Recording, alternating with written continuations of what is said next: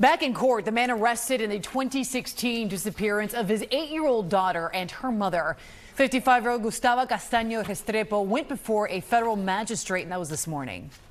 He's accused of kidnapping, resulting in the deaths of his daughter, Daniela, and her mother, Liliana Moreno.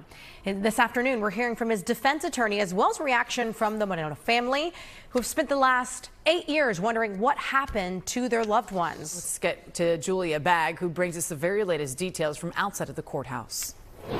With his hands and his ankles locked in chains, Gustavo Castaño Restrepo pleaded not guilty here this morning. Gustavo Castaño Restrepo, accused of kidnapping resulting in death and the disappearance of his ex, Liliana Moreno, and the pair's daughter, Daniela. We entered a plea of not guilty. We asked for discovery, which is all of the information in the case that the government has to provide, and we asked that the case be set for trial.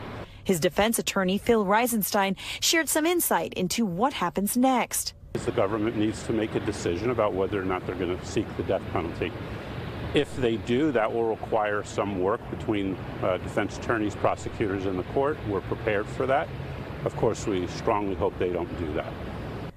Liliana Moreno and her daughter Daniela lived in Doral at the time of their disappearance.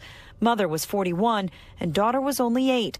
They were last seen in or near a Home Depot on Okeechobee Road in Hialeah in May of 2016. They have not been heard from since. Liliana Moreno's brother Eduardo said he wasn't surprised by the plea, and more importantly, he just wants to know what happened to his sister and his niece. We are waiting 8 years and counting that we don't know what could happen with them. Maybe they are there in any place, and so we hope like family find them. And we are still hoping they're still alive. Reisenstein expects the case to go to trial next year.